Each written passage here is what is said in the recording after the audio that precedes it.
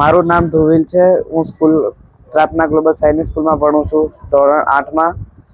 આજે હું નાસ્તાના સમયે નાસ્તો કરવા ગયો હતો ત્યારે મારા ડ્રીલ ઇન્સ્ટ્રક્ટરે કીધું કે તને ટ્રસ્ટી બોલાવે છે. તો હું ટ્રસ્ટીની ઓફિસમાં ગયો અને ટ્રસ્ટીની ઓફિસમાં એક છોકરો હતો 7માનો. તો એ કહેતો હતો કે મેં એને પેપર આપ્યું સંસ્કૃત અને ઇંગ્લિશનું, જે કે મેં નહોતું આપ્યું એને. પછી મેં સરને કીધું કે તમે સીસીટીવી ચેક કરો. તો એ કહે છે કે તે મને ખરીદી નથી રાખ્યો, તું કોઈ હોતો નથી મને કહેવાવાળો.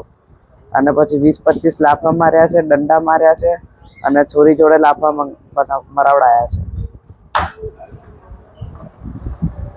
મારું નામ શીતલકુમાર નરેન્દ્રભાઈ દાઉદિયા છે. હું હાલ રહેવાસી લુણાવાડાનો છું. મારો છોકરો પ્રાર્થના ગ્લોબલ સૈનિક સ્કૂલમાં ભણી રહ્યો છે. એના પર ખોટા એવા આરોપ નાખવામાં આવ્યો છે કે તમે પેપર લીક કર્યું છે. મારો છોકરો 8મા ધોરણમાં ભણે છે, જેમાં સવારે 11:30 એમના ટ્રસ્ટી મિસ્ટર હરેશભાઈ પટેલનો ફોન આવ્યો કે તમારા છોકરાએ અમારી સ્કૂલમાં પેપર લીક કર્યો છે. મેં તો સારું સાહેબ, અમે લુણાવાડાથી નીકળી ગયા છે, પણ એ આવતા અમે મારા છોકરાને એટલી ગંભીર હાલત જોઈ કે છોકરાને પૂછતા મારા બાળકે મને એમ કીધું કે એમને મને 1.5 થી 2 કલાક સુધી ટોર્ચર કરીને માર્યો છે. એમાં ટ્રસ્ટી હરેશભાઈ પટેલ છે અને પ્રાર્થના ગ્લોબલ સૈનિક સ્કૂલના પ્રિન્સિપાલ છે જે ચંદ્રસેન શેખ પટેલ છે, અને 7મા ધોરણમાં ભણતી છોકરી વૈદેવી, એના જોડે બી મારા છોકરાને એટલો ટોર્ચર માર આલ્યો છે, જેનાથી હમણાં હું સાર્વજનિક હોસ્પિટલમાં લઈને આવ્યો છું મારા છોકરાને. વારા પરથી 2 જણ જોડે, હરેશ પટેલ અને પ્રિન્સિપાલ પ્રાર્થના ગ્લોબલના. શું માંગ છે તમારી? બસ સાચો ન્યાય જોઈએ મારે સાહેબ, એટલી આશા રાખું છું. તો પ્રૂફ વગર મારેલો છે અને છોકરો ખુદ કહે છે કે સર તમે સીસીટીવી કેમેરા ચેક કરો. તો એ વાત માનીને કે મારે તું કેમ કરવાનું છે એમ કરીને માર્યો, એને જાણ્યા વગર માર્યો છે. અમને જે રીતે અમને ફોન કરવામાં આવ્યો, અમને કોઈ કારણ બતાવવામાં, સ્પષ્ટ કારણ તો ન બતાવવામાં આવ્યું, પછી અમને એવું જાણ કરવામાં આવ્યું કે એને ટેસ્ટ પેપર જોયા છે. હવે એ ટેસ્ટ પેપર એને જોયા છે એવો પણ કોઈ પુરાવો અમને આપ્યો નથી, અને એના ઉપર કોઈક બીજા છોકરાએ એને કહી દીધું કે આને જોયું છે. બસ એ બાબતમાં એને આ રીતે એને ગુનાહિત કરીને આ રીતે ઢોર મારવામાં આવ્યો. તમારું નામ પરિચય? હું લુણાવાડામાં રહું છું, પાયલ શીતલભાઈ દાઉદિયા. મારા છોકરાને મેં સૈનિક સ્કૂલમાં ભણવા મૂકેલો છે, મદાપુર કંપા પ્રાર્થના ગ્લોબલ સ્કૂલ સૈનિક સ્કૂલ. તો એના ટ્રસ્ટી છે પટેલ હરીશભાઈ.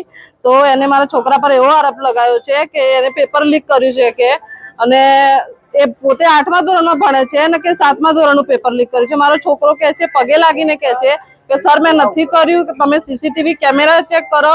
તો એ હરીશ સર કહે છે કે તું કેમ મારે કરવાનું છે, અને એ રીતે મારા છોકરાને રૂમમાં બંધ કરીને 25 થી 30 લાફા માર્યા અને પીવીસી પાઇપથી અને પાછળની જગ્યાએ માર્યો છે, અને એના આખા સોજાઈ ગયા છે એના શરીર પર, એટલો એને મારેલો છે અને કાન લાલ થઈ ગયા છે. પ્રિન્સિપલ છે ચંદ્રેશ પટેલ શર્મા, તો એને બી એને 25 લાફા માર્યા છે. 2 જણ થઈને મારા છોકરાને 1 થી 2 કલાક સુધી રૂમમાં માર્યા છે, અને 4 કલાક સુધી પાણી પીવા નથી આલ્યું. એ પોતે ઉભો નથી રહી શકતો, ચક્કર આવે છે એને, એટલો નિર્દય રીતે એને મારેલો છે. હા, સ્કૂલ વાળાને અમે કીધું કે પુરાવો છે તમારી પાસે, સબૂત હોય તો એ બતાવો. તમારી જોડે કોઈ પુરાવો નથી, કોઈ પ્રૂફ નથી. એક છોકરાએ ખાલી એને કીધું કે આને મને પેપર આપ્યું, તો એ વાતને લઈને છોકરા, બીજા બિહારનો છોકરો છે, એની વાત માનીને આ રીતે મારા છોકરાને માર્યો છે, બીજા છોકરાને. તો મારી માંગ એટલી જ છે કે સ્કૂલ, જે રીતે સ્કૂલમાં છોકરાઓને મારવામાં આવતા જ નથી, એ રીતે મારા છોકરાને સ્કૂલમાં મારેલો છે. રૂલ્સ છે જ નહીં, અને આટલો આતંકવાદી હોય ને કોઈ મોટો ગુનો કરી દીધો, મર્ડર કેસ કરી દીધો, એ રીતે મારા છોકરાને માર્યો છે. કોઈ પ્રૂફ તો હોવું જોઈએ કે નહીં. હું હરેશ પટેલ, પ્રાર્થના ગ્લોબલ સૈનિક સ્કૂલનો ઇન્ચાર્જ છું, અને સૈનિક સ્કૂલનો ડિપાર્ટમેન્ટ હું સંભાળું છું. સાહેબ, આજે જે વિદ્યાર્થીને ઢોર મારવામાં આવ્યો, સમગ્ર ઘટના શું હતી? વાલીઓ દ્વારા આક્ષેપ કરવામાં આવ્યો છે, ટ્રસ્ટીઓ અને પ્રિન્સિપાલ દ્વારા મારવામાં આવ્યો છે. જો મારવા બાબતે મને બહુ ખ્યાલ નથી, પણ બાળકે બે પેપર ચોર્યા હતા, 2 સબ્જેક્ટના પેપર પ્રિન્સિપલની ઓફિસમાં જઈને ચોર્યા હતા. એને ચોરી અને બીજા બાળકને આપ્યું છે. બીજા બાળક પાસેથી 2 સબ્જેક્ટના પેપર અમને પકડાયા છે, ને એ બાળકે અમને આનું નામ આપ્યું કે ભાઈ સાહેબ મને આ લોકોએ આને મને આપ્યું છે. સીસીટીવી કોઈ આધાર પુરાવા જુઓ સાહેબ, સૈનિક સ્કૂલ છે નવી, મને હમણાં જ નવી પરમિશન મળી છે, એટલે એમાં સીસીટીવી હશે તો બી મને બહુ આઈડિયા નથી. કયા ધોરણમાં હતો અને કયા ધોરણનો?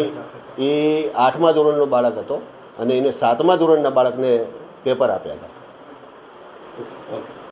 Please like, comment, share and subscribe.